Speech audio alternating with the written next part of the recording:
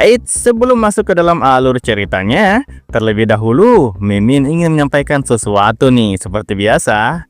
Nah, kabar gembira buat teman-teman yang ingin menonton novel genre salah paham yang berasal dari novel. Iya, karena saat ini videonya sudah ada di membership. Jadi teman-teman sudah tidak usah mengakses traktir lagi tuh seperti kemarin dan membayar dengan jumlah cendol yang diminta di traktir tersebut. Karena sekarang dengan uang Rp20.000, teman-teman sudah bisa menonton konten eksklusif di channel ini yang pasti tidak akan Mimin publikasikan secara umum. Dan selain itu, teman-teman juga bisa mendownload novel tersebut sehingga teman-teman bisa menontonnya kapan saja dan di mana saja, baik sambil makan, bekerja, bahkan sambil rebahan sekalipun.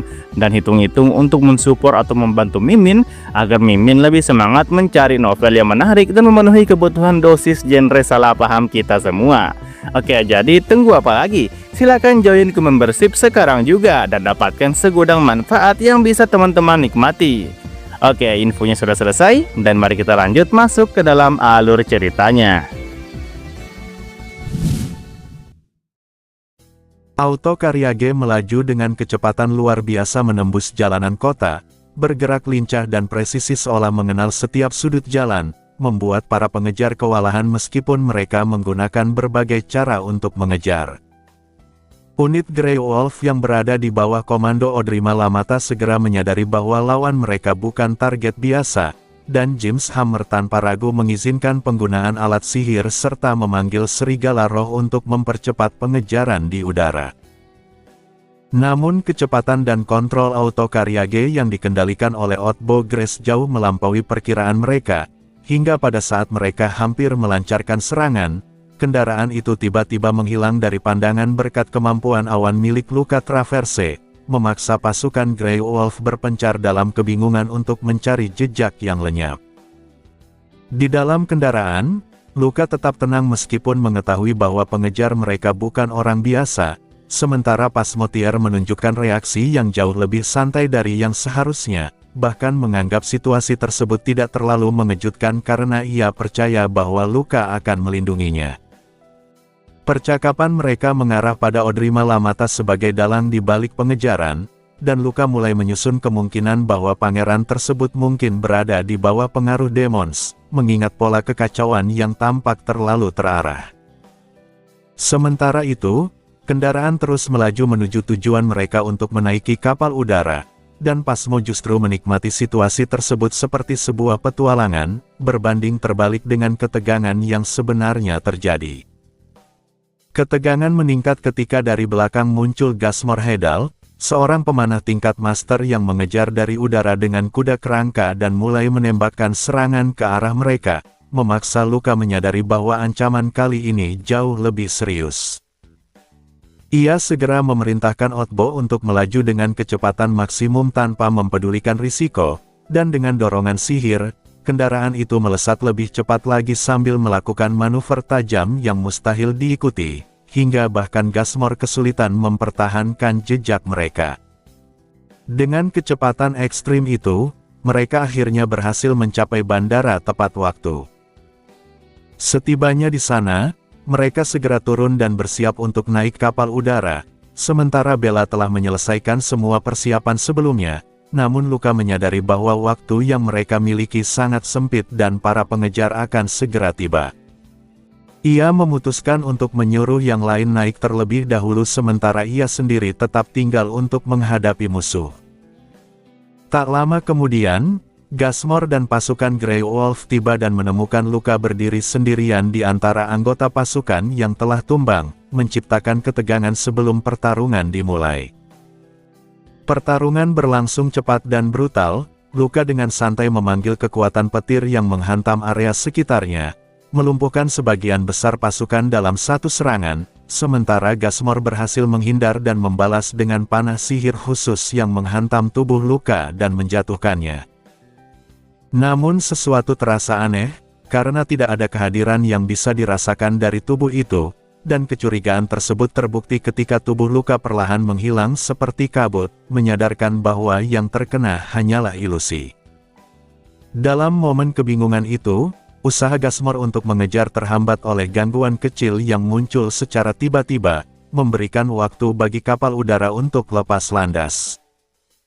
Di atas kapal udara yang mulai menjauh dari kota, Luka berdiri dengan ekspresi tenang sambil melihat ke belakang, menyadari bahwa semua berjalan sesuai rencana, bahwa ia berhasil menahan musuh cukup lama, melindungi Phasmo, dan memastikan pelarian mereka tanpa harus terlibat dalam pertempuran panjang yang tidak perlu. Di atas kapal udara yang melaju menembus langit, Phasmo Tier berdiri di dek dengan wajah bersinar penuh kegembiraan, membiarkan angin menerpa tubuhnya sambil mengenang seluruh pengejaran yang baru saja mereka lalui.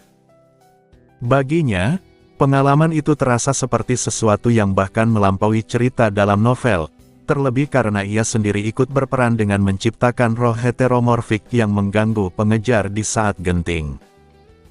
Sementara itu, Luka Traverse hanya menanggapi dengan senyum tipis, mengingatkan bahwa bahaya belum benar-benar berakhir selama mereka belum sepenuhnya memasuki wilayah Kekaisaran Hernan. Meski demikian, Phasmo tetap menunjukkan kepercayaan mutlak padanya, bahkan ketika Luka mulai menjelaskan tentang keberadaan Demons, organisasi tersembunyi yang mempengaruhi berbagai kekuatan besar di benua dan berusaha membangkitkan iblis sepenuhnya, dan keterlibatan mereka hingga ke lingkaran kerajaan. Anehnya, Phasmo menerima semua itu tanpa ragu, terutama karena tindakan Odrima Lamata sendiri sudah cukup tidak masuk akal untuk dijelaskan secara normal. Percakapan mereka berlanjut di dalam kabin setelah angin malam mulai terasa dingin, di mana mereka menemukan Otbo Grace sudah tertidur kelelahan, sementara Bella menyambut mereka dengan senyum penuh arti yang membuat suasana sedikit canggung. Luka dengan cepat mengalihkan perhatian pada rencana perjalanan berikutnya, menjelaskan jalur yang telah disusun dengan bantuan Otbo, kombinasi kapal udara dan autokariage yang memungkinkan mereka mencapai wilayah Kaun Michichi jauh lebih cepat dibanding rute biasa. Ia juga memperingatkan kemungkinan adanya serangan lanjutan, terutama di titik transit berikutnya, sehingga setiap langkah harus diperhitungkan dengan cermat. Phasmo yang mendengarkan dengan penuh minat hanya semakin kagum, sementara Luka menyimpan satu rencana darurat yang ia sengaja tidak ungkapkan karena risikonya terlalu besar. Perjalanan mereka berlangsung sesuai rencana hingga akhirnya tiba di wilayah Michichi, di mana sekali lagi kemampuan mengemudi Otbo terbukti luar biasa, membuat Phasmo tak habis pikir bagaimana seorang siswa akademi bisa memiliki keahlian seperti itu. Namun suasana santai itu tidak bertahan lama. Saat mereka mendekati perbatasan Evot, ketegangan langsung terasa ketika kendaraan berhenti dan terlihat pasukan bersenjata telah menutup jalur, dengan Gasmor Hedal berdiri di garis depan. Luka dengan cepat mengambil keputusan untuk turun sendirian, memahami bahwa jumlah lawan terlalu banyak untuk ditembus secara paksa dan bahwa negosiasi adalah pilihan paling rasional. Ia berjalan maju dengan tenang, mempertanyakan dasar hukum penahanan yang dilakukan atas nama putra mahkota, sambil secara halus menunjukkan bahwa sebagai bangsawan dari kekaisaran lain yang berada di bawah perlindungan keluarga Tier, ia memiliki hak untuk membela diri bahkan hingga membunuh jika diserang, sesuatu yang tidak bisa dilakukan pihak lawan yang diperintahkan untuk menangkap hidup-hidup. Situasi memanas ketika Odrima Lamata sendiri muncul di tempat itu, disertai dua sosok misterius yang memancarkan energi mengerikan. Dari kehadiran mereka saja, Luka segera menyadari bahwa ini bukan sekadar upaya menangkap Phasmo, melainkan juga jebakan untuk dirinya. Odrima dengan santai mengakui bahwa Phasmo bukan tujuan utama, melainkan hanya bagian dari permintaan pihak lain, yang jelas merujuk pada Demons, dan bahwa ia sendiri hanya memenuhi kepentingan tersebut demi keuntungan yang ia peroleh. Ketika dua rasul Demons melangkah maju dan melepaskan kekuatan iblis mereka, para prajurit di sekitar langsung jatuh tak berdaya, mata mereka berubah merah seolah kehilangan kendali atas diri sendiri. Luka tidak lagi ragu, petir mulai menyelimuti tubuhnya saat ia mencengkeram pedangnya, bersiap membuka jalan sekecil apapun agar Otbo dan yang lain bisa meloloskan diri. Namun sebelum pertarungan benar-benar dimulai, sebuah tombak berbulu menghujam ke tanah di antara mereka, diikuti kemunculan sosok yang berdiri di atas tiang bendera dengan aura yang langsung mengubah suasana. Luka menatap dengan keterkejutan yang jarang terlihat di wajahnya ketika ia mengenali sosok tersebut, Ultima Cross, pahlawan legendaris yang tiba-tiba muncul di tengah konflik, membawa harapan sekaligus pertanda bahwa situasi ini akan berkembang jauh melampaui sekadar pelarian biasa. Sosok yang berdiri di atas tombak berbulu emas itu memancarkan kehadiran yang begitu kuat hingga seolah menelan seluruh medan pertempuran. Rambut keritingnya yang memadukan warna merah dan kuning berkibar seperti cahaya matahari. Bintik-bintik halus di wajahnya justru menambah pesona alami, dan senyum tipis yang terukir di bibirnya memancarkan keyakinan mutlak atas dirinya sendiri. Dia adalah Ultima Cross, pahlawan legendaris benua yang kini muncul kembali dalam wujud masa mudanya seperti yang pernah digambarkan dalam cerita asli, dan kehadirannya langsung mengguncang para pengikut Demons yang tak pernah menyangka ia akan muncul di luar wilayah Kekaisaran Hernan. Dengan nada santai namun tajam, Ultima mengungkap bahwa strategi mereka menyebarkan Devil Idol tingkat rendah hanya di satu wilayah hampir berhasil menipunya. Namun kini semuanya telah terbongkar, dan dengan itu, kebebasan mereka untuk bergerak telah berakhir. Aura di sekelilingnya berubah drastis saat jubah energinya, Cape of Glory, terbuka lebar, memancarkan kekuatan luar biasa yang bahkan membuat Luka Traverse menyadari bahwa ini bukan sekadar perbedaan atribut, melainkan perbedaan tingkat eksistensi. Dalam satu gerakan ringan, ia melompat ke udara, tombak berbulu di tangannya menghilang lalu muncul kembali, dan seketika langit dipenuhi replika tombak yang berputar, sebelum semuanya jatuh seperti hujan meteor, menghantam tanah dengan ledakan beruntun yang memusnahkan seluruh pasukan yang terkontaminasi kekuatan iblis tanpa menyisakan apapun, meninggalkan hanya Audrima Lamata yang gemetar sendirian di tengah kehancuran. Ultima mendarat dengan tenang, seolah baru saja menyelesaikan sesuatu yang sepele, lalu berjalan mendekati Audrima dan menjatuhkannya dengan kekuatan suci yang menyerupai cahaya matahari, membuatnya kehilangan kesadaran tanpa membunuhnya, sebuah tindakan yang menunjukkan kontrol sekaligus kekuatan absolut yang dimilikinya. Setelah itu, ia berbalik kepada Luka dengan senyum cerah seolah tidak terjadi apa-apa, menyapanya dengan santai dan bahkan mengungkap bahwa ia telah mengikuti pergerakannya sejak di Ducitier karena Luka memiliki kecenderungan menarik masalah besar seperti Demons ke sekelilingnya. Ia mengakui bahwa berkat Luka, ia berhasil membersihkan sisa-sisa pengaruh Demons di keluarga Kekaisaran Lamata, lalu dengan nada ringan menawarkan Luka untuk ikut bersamanya menjelajahi kerajaan lain dalam membasmi ancaman tersebut, sebuah tawaran yang ditolak Luka tanpa emosi, sebelum akhirnya Ultima pergi secepat kemunculannya, meninggalkan medan yang telah sepenuhnya dikuasai.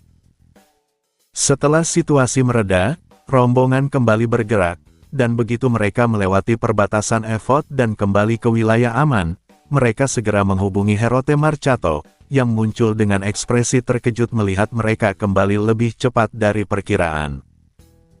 Luka menjelaskan secara singkat bahwa Audrima telah terungkap sebagai pion Demons dan ditangkap oleh Ultima, sebuah fakta yang langsung mengindikasikan perubahan besar dalam peta politik Kekaisaran Lamata, sesuatu yang bahkan Herote anggap sebagai masalah besar namun dengan santainya ia serahkan pada wakil kepala akademi untuk ditangani.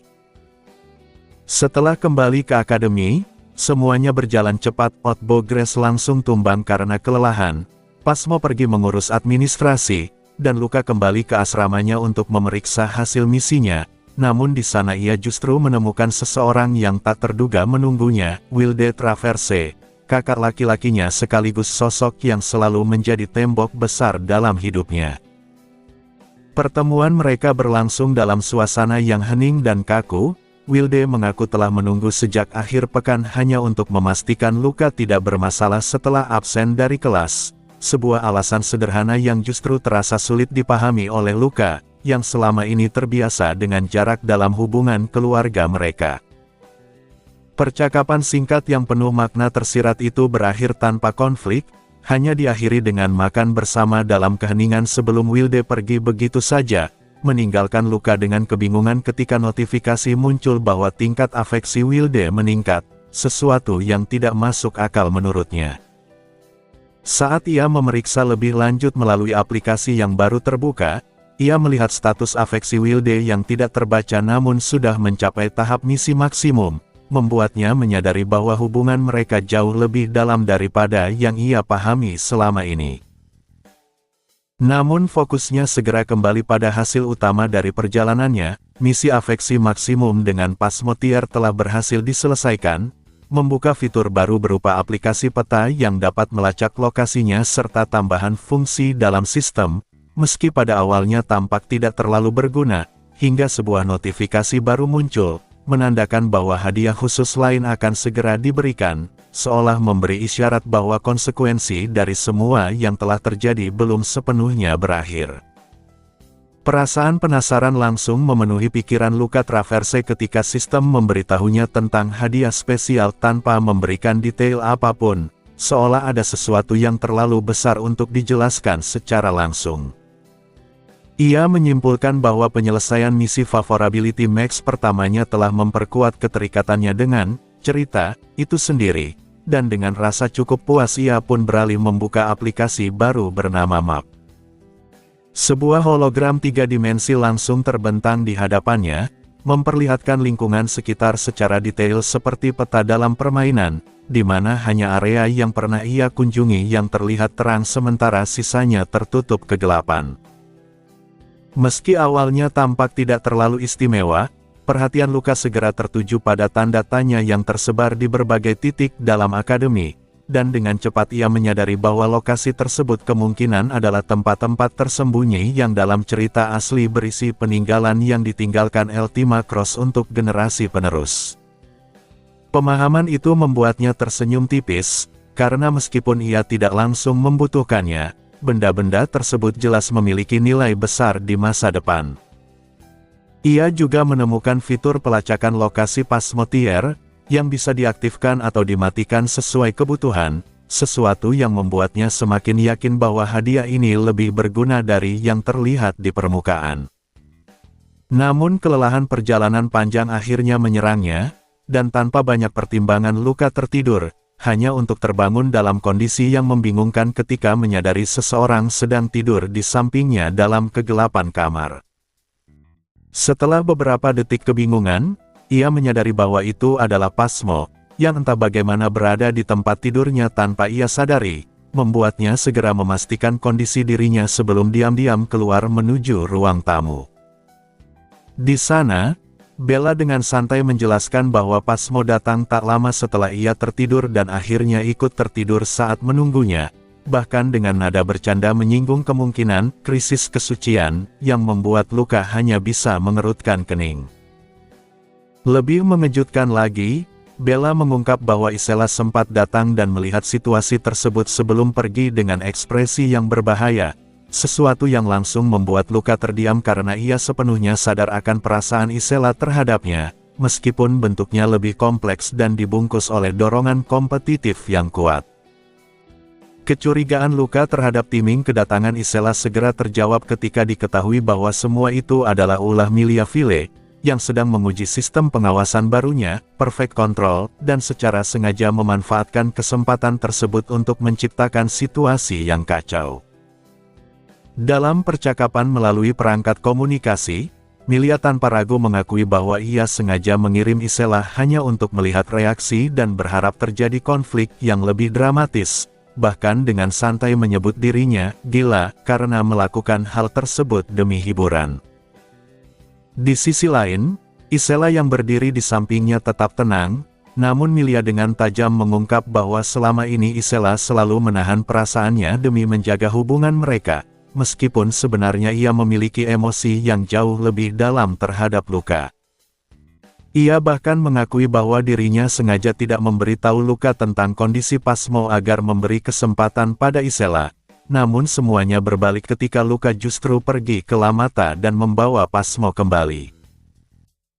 Tekanan dari kata-kata Milia akhirnya memaksa Isela menghadapi perasaannya sendiri, dan setelah hening sejenak, ia memberikan jawaban yang tidak terduga, bukan sekadar menyukai atau mencintai, melainkan keinginan untuk menaklukkan luka. Sebuah pernyataan yang mencerminkan sifatnya sebagai seorang pejuang yang melihat hubungan bukan hanya sebagai emosi, tetapi juga sebagai tantangan yang harus dimenangkan, sekaligus membuka arah baru yang jauh lebih kompleks dalam dinamika hubungan mereka ke depan.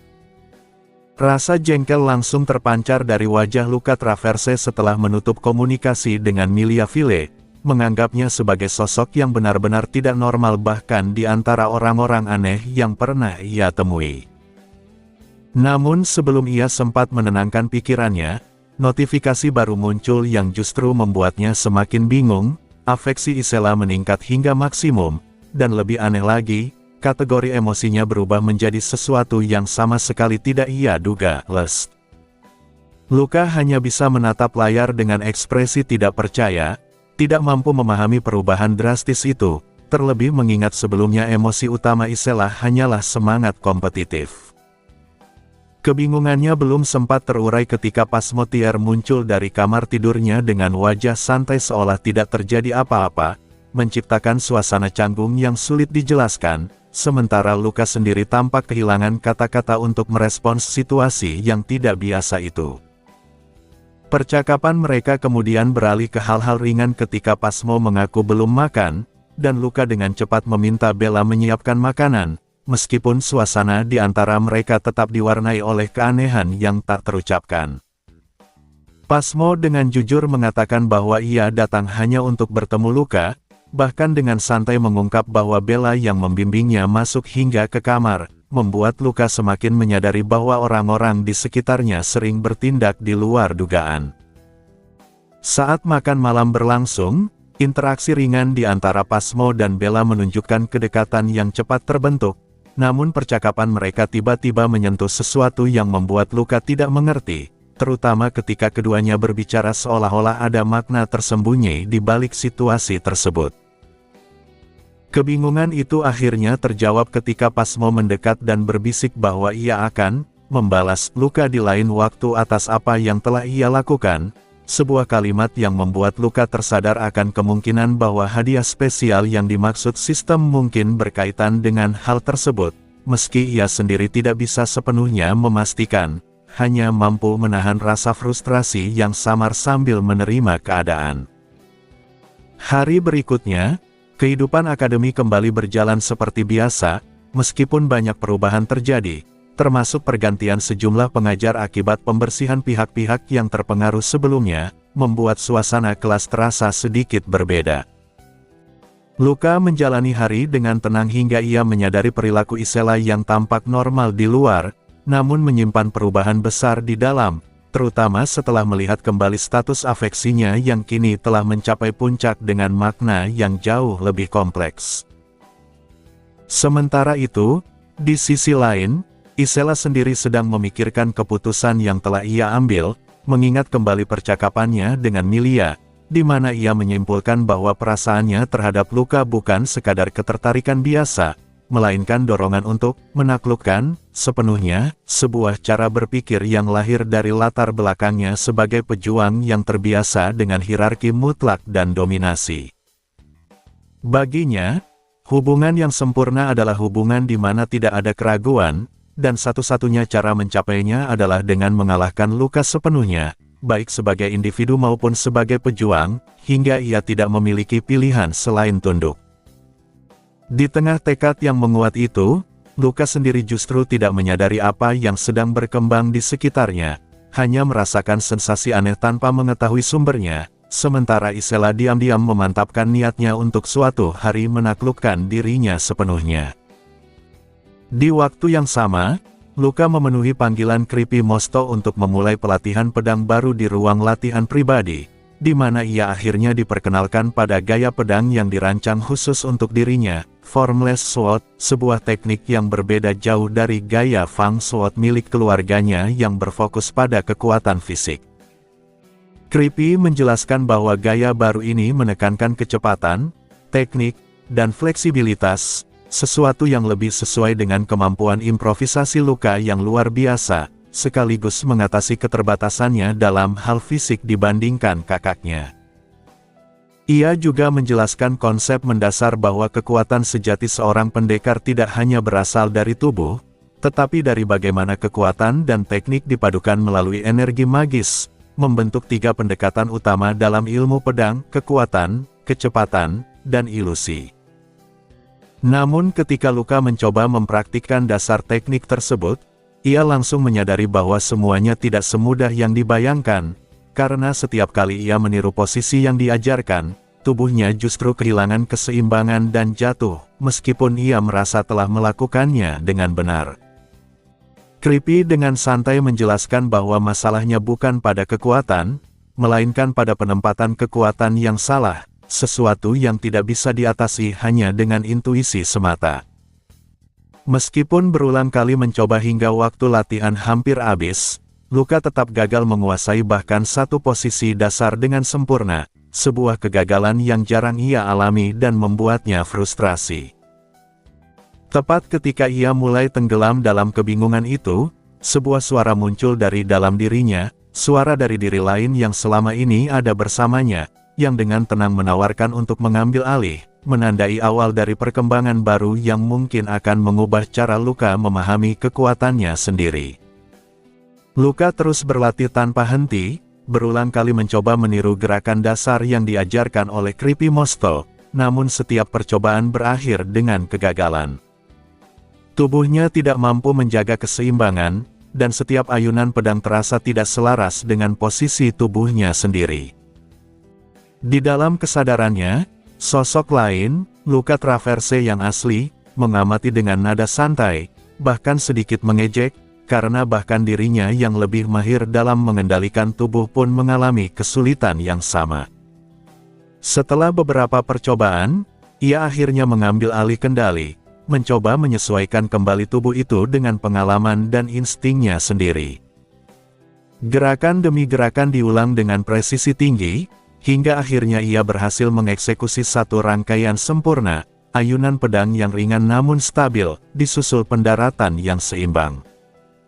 Melalui pengalaman bersama itu, Luka akhirnya memahami inti dari teknik tersebut, bukan sekadar kekuatan, tetapi distribusi tenaga yang tepat di setiap titik tubuh. Setelah kendali kembali padanya, Luka meniru gerakan yang baru saja diperagakan, dan untuk pertama kalinya ia berhasil melakukannya dengan benar. Kekaguman muncul di wajahnya, meskipun ia tetap sadar bahwa kemampuan itu masih jauh dari cukup untuk melampaui kakaknya. Di dalam dirinya, suara Luka Traverse kembali mempertanyakan apakah teknik seperti ini benar-benar cukup untuk mengalahkan sosok seperti Wilde. Namun Luka hanya menjawab dengan tenang bahwa ia akan menepati janjinya, meskipun jalannya tidak mudah. Percakapan itu perlahan mereda, dan Luka kembali fokus pada latihan, mengulangi gerakan demi gerakan hingga tubuhnya mulai terbiasa dengan pola baru tersebut. Di sisi lain, saat waktu makan malam tiba, Milia Ville, Isela, dan Otbo Grace berkumpul tanpa Luka, membahas rencana penting yang akan dilakukan pada akhir pekan. Milia mengungkapkan bahwa ia akan melakukan negosiasi dengan Robentus Partigel, sebuah langkah berisiko tinggi yang bisa membuat keluarga Adipati Partigel menjadi sekutu kuat atau justru musuh berbahaya. Ia mengakui ketegangan yang ia rasakan, karena keputusan ini bukan sekadar perundingan biasa, melainkan pertaruhan besar yang dapat mengubah keseimbangan kekuatan. Luka yang kemudian bergabung menanggapi dengan santai, menebak bahwa Milia ingin ia ikut serta, meskipun gadis itu awalnya menyangkal sebelum akhirnya mengakui bahwa kehadirannya memang akan membantu. Sementara itu, Otbo untuk pertama kalinya menolak ikut, karena harus mengurus perbaikan dan peningkatan Rivik, armor miliknya yang telah diperbaiki oleh Sretel Magus. Luka melihat ini sebagai peluang, menyadari bahwa mendekati Sretel melalui Otbo akan lebih mudah di masa depan. Akhir pekan pun tiba, dan Luka, Milia, serta Isela berangkat menuju kota Havok menggunakan Auto Karyage. Sepanjang perjalanan, Luka tampak tidak puas, merasa kendaraan itu terlalu lambat dibandingkan pengalaman berkendara bersama Otbo. Bahkan ketika kecepatan sudah cukup tinggi hingga pemandangan di luar jendela tampak kabur, ia tetap menganggapnya kurang, membuat Milia kebingungan melihat reaksinya yang tidak biasa. Setelah tiba di kota, mereka berpindah kendaraan menuju tujuan akhir, sebuah restoran mewah bernama Ten Nights, tempat yang terkenal karena kemewahan dan kualitas makanannya yang luar biasa. Interiornya elegan dan bersih, dengan sentuhan artistik di setiap sudut, serta sihir yang bahkan menghilangkan aroma makanan agar suasana tetap sempurna. Di ruang privat yang telah dipesan, ketegangan mulai terasa ketika Robentus Partigel tiba tepat waktu tanpa selisih 1 detik pun. Sikapnya tenang, dingin, dan langsung pada inti pembicaraan, mencerminkan seseorang yang sudah memahami situasi bahkan sebelum diskusi dimulai. Ia mengungkap bahwa ia telah mengetahui hubungan antara Theodore Partigel dan pihak kerajaan, serta dugaan bahwa Milia telah memperoleh informasi penting dari pangeran ketiga. Milia merespons dengan menunjukkan bukti berupa surat, sementara Robentus dengan tenang mengakui bahwa ayahnya telah mengeluarkan perintah untuk secara perlahan memutus dukungan terhadap Milia. Meskipun demikian, ia tetap datang, menandakan adanya konflik internal atau tujuan lain yang belum diungkapkan. Ketika suasana percakapan mulai menegang, Luka yang sejak tadi makan dengan tenang tiba-tiba ikut berbicara, menarik perhatian semua orang dengan pernyataan yang mengejutkan. Ia adalah salah satu saksi kejadian saat Theodore tewas. Ucapannya langsung mengubah ekspresi Robentus, dari tenang menjadi serius dan penuh perhatian, seolah topik itu adalah kunci yang selama ini ia cari. Dalam sekejap, arah percakapan berubah, dan ketegangan di dalam ruangan meningkat, menandai awal dari negosiasi yang jauh lebih dalam dan berbahaya daripada yang diperkirakan sebelumnya. Luka duduk dengan tenang sambil mendengarkan percakapan antara Milia File dan Robentus Partigel, namun di dalam pikirannya muncul kesan yang aneh. Ia menyadari sesuatu yang tidak sesuai dengan ekspektasinya. Robentus ternyata bukan sosok dingin tanpa emosi seperti yang ia bayangkan dari cerita aslinya, melainkan seseorang yang emosinya terasa jelas. Ada kegelisahan, keraguan, bahkan ketakutan yang muncul secara terbuka, sesuatu yang tidak seharusnya terlihat dari seorang negosiator jenius yang memimpin perusahaan dagang besar milik keluarga Partigel. Hal itu membuat Luka semakin yakin bahwa ada sesuatu yang berbeda dalam situasi ini, terutama ketika ia mengingat batas waktu 2 jam yang disebutkan Robentus serta fakta bahwa tidak ada tanda-tanda penyergapan di sekitar. Ia menyimpulkan bahwa kemungkinan besar Robentus juga datang secara diam-diam tanpa sepengetahuan ayahnya, Obrola Partigel, yang selama ini memperlakukan anak-anaknya layaknya bidak catur.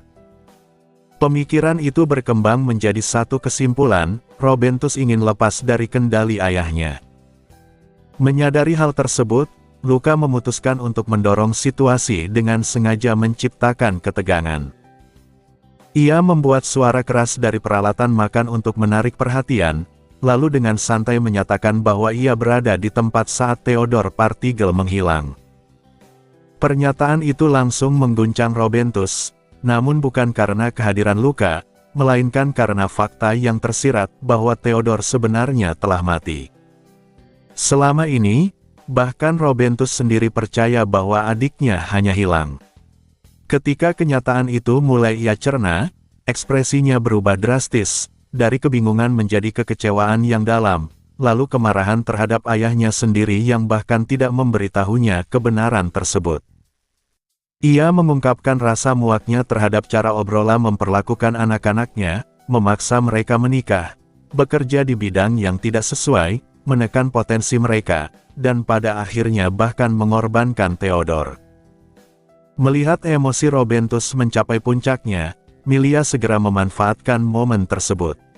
Ia menekan Robentus untuk membuat keputusan, apakah ia akan terus hidup sebagai bidak, atau mengambil langkah untuk membebaskan dirinya dan saudara-saudaranya. Robentus tidak langsung menjawab, tetapi mulai mempertimbangkan kemungkinan tersebut secara rasional.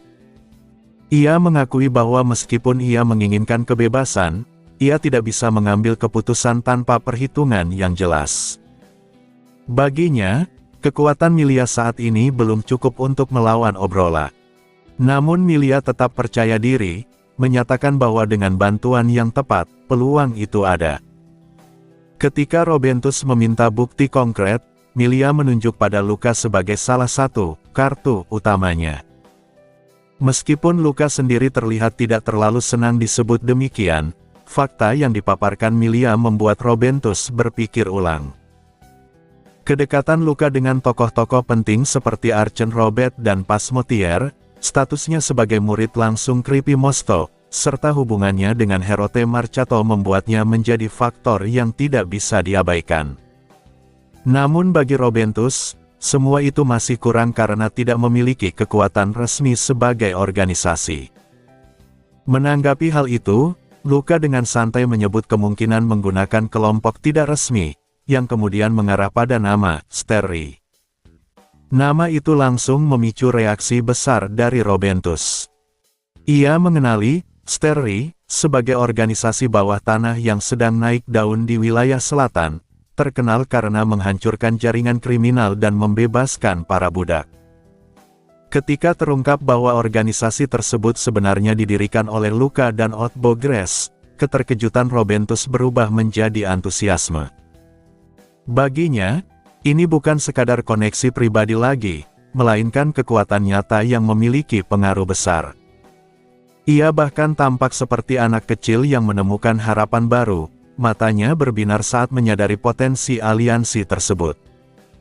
Pada akhirnya, setelah mempertimbangkan semua informasi dan emosi yang bercampur dalam dirinya, Robentus mengambil keputusan. Ia menyatakan bahwa ia akan mempercayai potensi Milia, dan dengan keseriusan yang belum pernah ia tunjukkan sebelumnya, ia meminta satu hal, rencana. Dalam momen itu, arah negosiasi berubah sepenuhnya, dari sekadar percakapan penuh kecurigaan menjadi awal dari sebuah aliansi yang berpotensi mengguncang kekuatan keluarga Partigel dari dalam. Luka tidak lagi ikut campur ketika inti negosiasi antara Milia File dan Robentus Partigel dimulai, karena pembicaraan mereka sudah memasuki ranah yang tidak menarik baginya, sementara hidangan demi hidangan yang disajikan di Ten Nights justru lebih memikat perhatiannya. Ia menikmati setiap makanan dengan santai, merasa tugasnya sudah selesai sejak ia berhasil menggoyahkan emosi Robentus sebelumnya, dan kini tinggal membiarkan Milia menyelesaikan sisanya. Waktu berlalu hingga hampir 2 jam, dan tepat ketika hidangan penutup terakhir disajikan, negosiasi pun berakhir dengan hasil yang memuaskan bagi kedua belah pihak. Robentus menutup catatannya, memuji kecermatan strategi Milia, sementara Milia membalas dengan penghargaan terhadap kemampuan analisisnya. Setelah berjabat tangan, Robentus segera pergi, berhati-hati agar pertemuan rahasia ini tidak terdeteksi oleh ayahnya. Begitu suasana mereda, Milia menghela napas panjang, kelelahan setelah mempertahankan ketegangan selama negosiasi. Ia kemudian menoleh ke arah Luka yang masih makan tanpa ekspresi, merasa aneh melihat kontras antara wajahnya yang seperti boneka dengan nafsu makan yang luar biasa. Ketika Luka akhirnya berhenti dan bertanya apakah negosiasi berjalan lancar, Milia dengan percaya diri menjawab bahwa semuanya berhasil berkat jalan yang telah ia bukakan.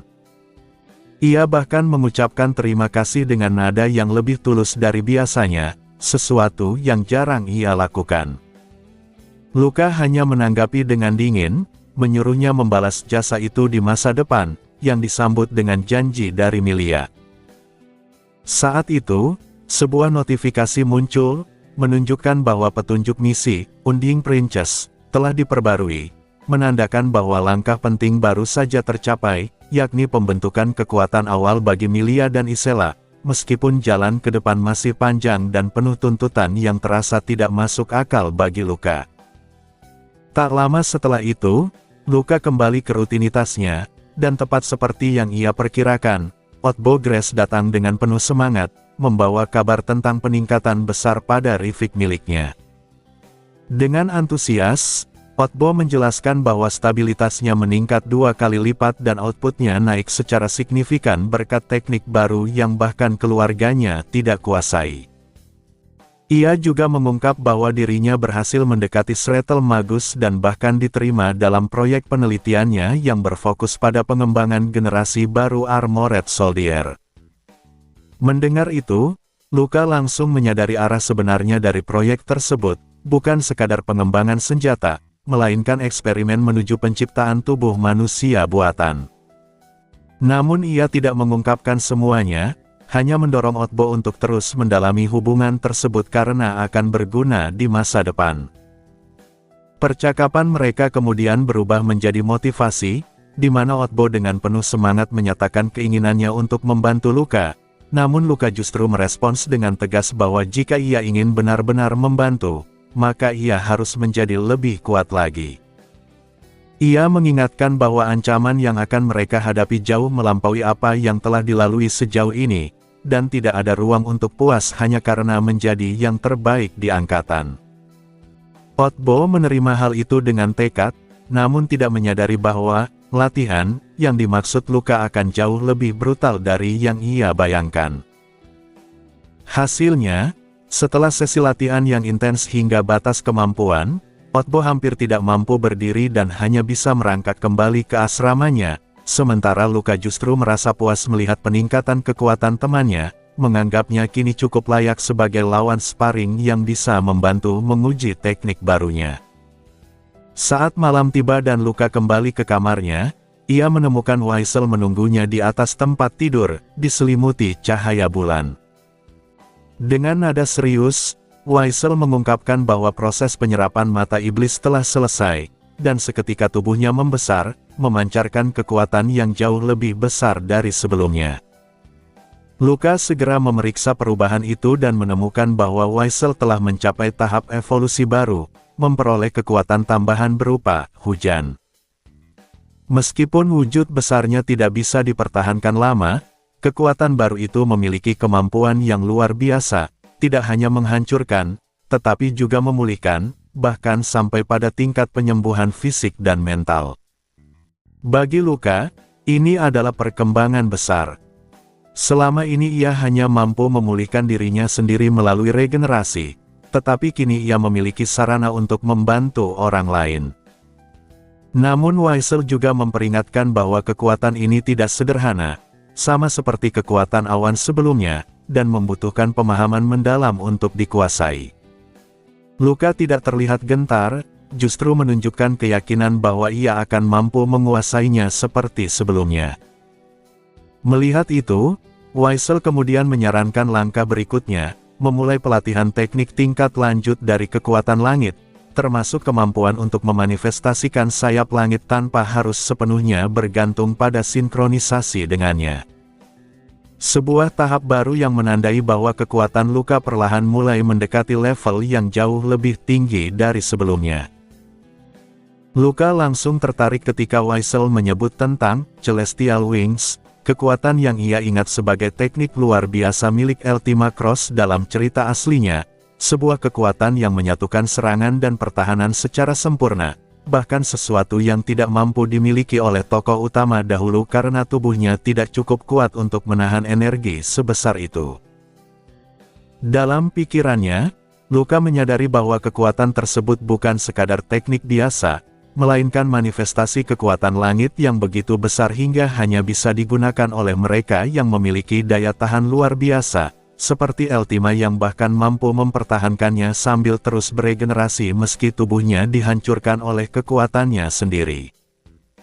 Kini, ketika Waisel mengatakan bahwa Luka bisa menggunakan kekuatan itu tanpa perlu sinkronisasi penuh, ia tidak bisa menahan rasa antisipasi yang muncul dalam dirinya. Waisel kemudian mencoba menjelaskan bahwa Celestial Wings pada dasarnya adalah langit kecil, yang terhubung langsung dengan tubuh pengguna, sebuah konsep yang sulit dijelaskan secara sederhana namun berarti bahwa kekuatan langit tidak lagi perlu dipanggil dari atas, melainkan dapat dihasilkan langsung dari tubuh sendiri.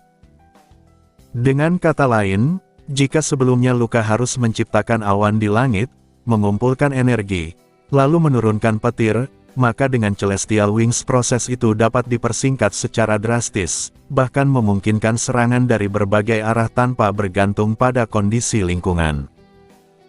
Penjelasan ini membuat Luka mengingat bagaimana dalam cerita aslinya, sayap itu memungkinkan pengguna menembakkan petir ke segala arah, bukan hanya dari atas ke bawah, menjadikannya jauh lebih sulit dihindari dan lebih fleksibel dalam pertempuran. Yang lebih mengejutkan lagi, Wiesel menjelaskan bahwa tidak ada perbedaan mendasar dalam kekuatan antara memanggil energi langit dari atas dan menggunakan Celestial Wings, yang berarti kekuatan itu tetap berada pada level yang sama, hanya saja penggunaannya menjadi jauh lebih praktis dan efisien.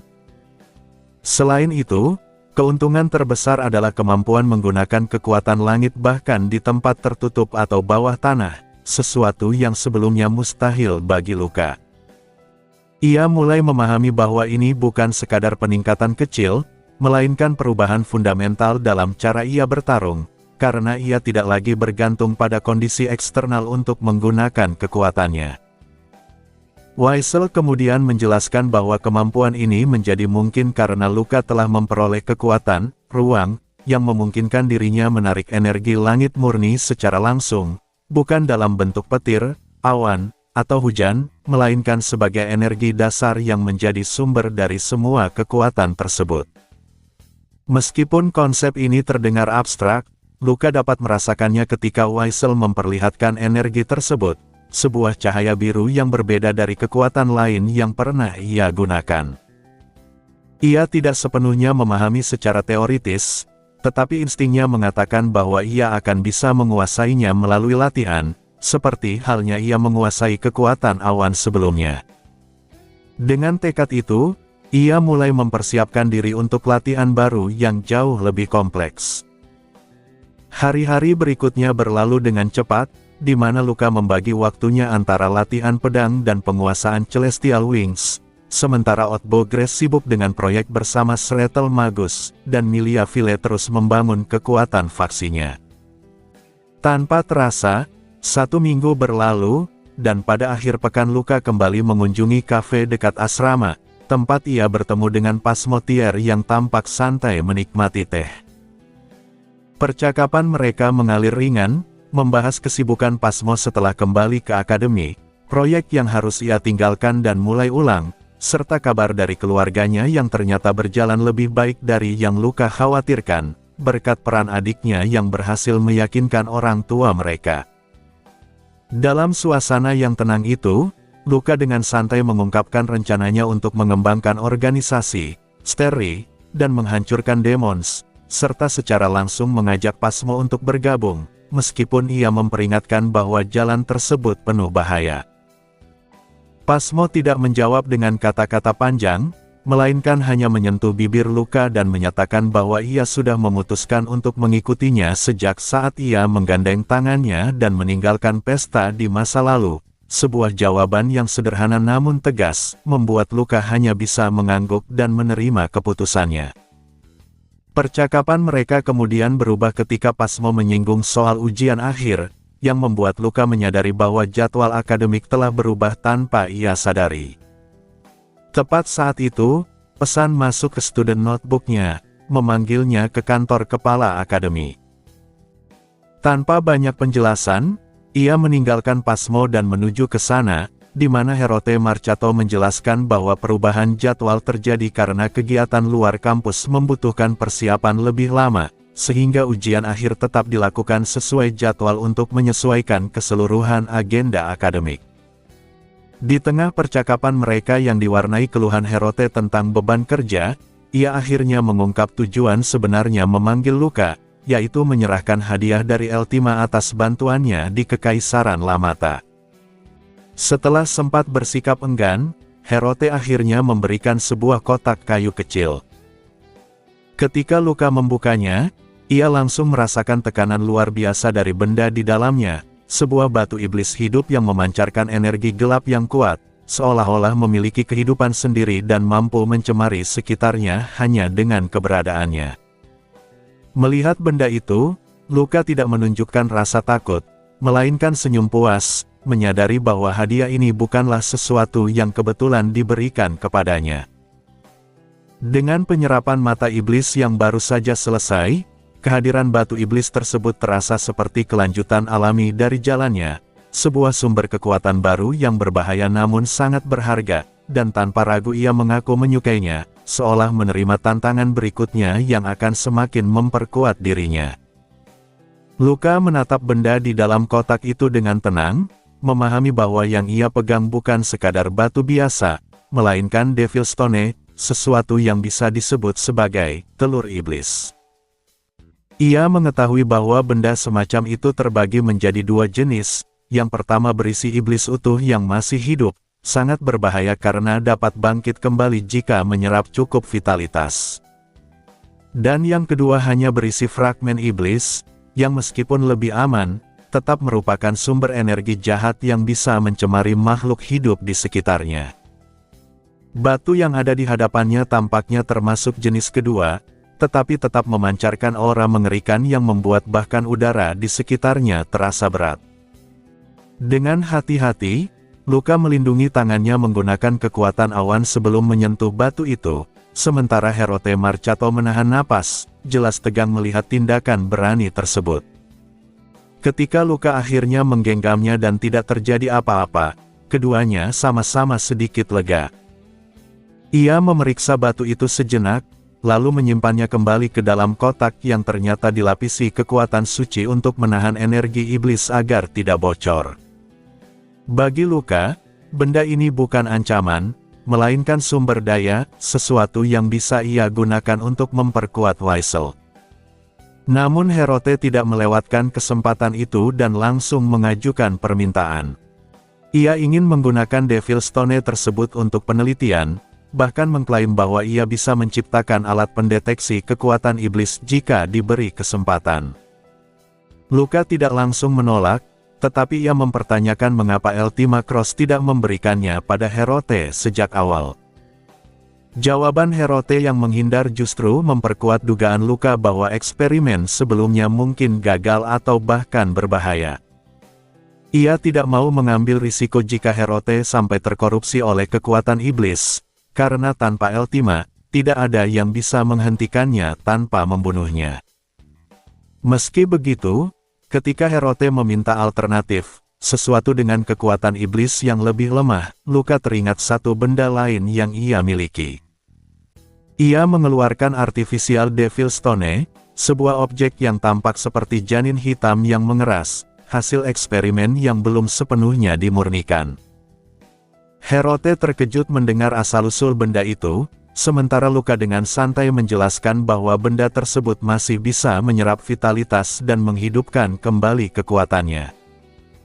Awalnya benda itu ia simpan untuk bernegosiasi dengan pihak lain atau sebagai umpan bagi demons, tetapi kini ia menyadari bahwa memberikannya pada Herote bisa menghasilkan sesuatu yang jauh lebih berguna, alat untuk mendeteksi keberadaan iblis tanpa perlu memancing mereka keluar. Dengan ekspresi serius, Herote akhirnya menerima benda itu dan membungkusnya dengan berbagai lingkaran sihir untuk mencegah kebocoran energi. Ia berjanji kali ini akan menghasilkan sesuatu yang nyata, sementara Luka hanya menanggapi dengan nada datar sebelum meninggalkan ruangan. Setelah ia pergi, Herote menatap benda itu dalam diam dan menyebutnya sebagai ciptaan dari Devil of Wisdom, mengisyaratkan bahwa ia memahami lebih banyak tentang sumber kekuatan ini daripada yang ia tunjukkan sebelumnya. Sementara itu, kehidupan akademi kembali berjalan seperti biasa, tetapi dengan satu kejutan besar, ujian akhir akan dilaksanakan hanya dalam 2 minggu. Otbo Grace, yang biasanya selalu mengetahui informasi terbaru, bahkan terlihat panik karena tidak menyadari perubahan jadwal tersebut. Luka menjelaskan secara sederhana bahwa kegiatan luar kampus membutuhkan persiapan, sehingga ujian tetap dipercepat. Meskipun begitu, Otbo tetap cemas karena ingin mempertahankan peringkat pertamanya. Percakapan mereka kemudian disela oleh Archon Robert yang datang dengan semangat tinggi, mengajak Luka untuk bertaruh lagi seperti sebelumnya. Kali ini, Luka mengusulkan taruhan yang lebih besar. Jika Archon kalah, ia harus bergabung dengan organisasi yang Luka bentuk, yaitu Steri. Archon terkejut mendengar hal itu, tetapi tidak langsung menolak. Setelah berpikir, Ia mengusulkan sistem taruhan jangka panjang, mereka akan terus bertanding hingga kelulusan, dan siapa yang menang lebih banyak akan menentukan pihak mana yang harus diikuti. Luka sempat menganggap ide itu terlalu rumit, tetapi akhirnya menerima versi yang lebih sederhana. Setiap tahun hasilnya diriset, dan yang kalah harus bergabung dengan pihak pemenang selama 1 tahun berikutnya. Untuk menambah keseruan, mereka juga menambahkan taruhan kecil di setiap pertandingan, yang kalah harus mentraktir makan. Kesepakatan itu akhirnya tercapai, dan keduanya berjabat tangan, menandai awal rivalitas jangka panjang di antara mereka. Pada saat itu, hubungan mereka berubah. Bukan lagi sekadar teman atau rekan, tetapi rival sejati yang akan terus bersaing hingga akhir. Dan bersamaan dengan itu, tingkat afeksi Archen meningkat, menandakan bahwa hubungan tersebut justru semakin kuat meskipun dibangun di atas persaingan.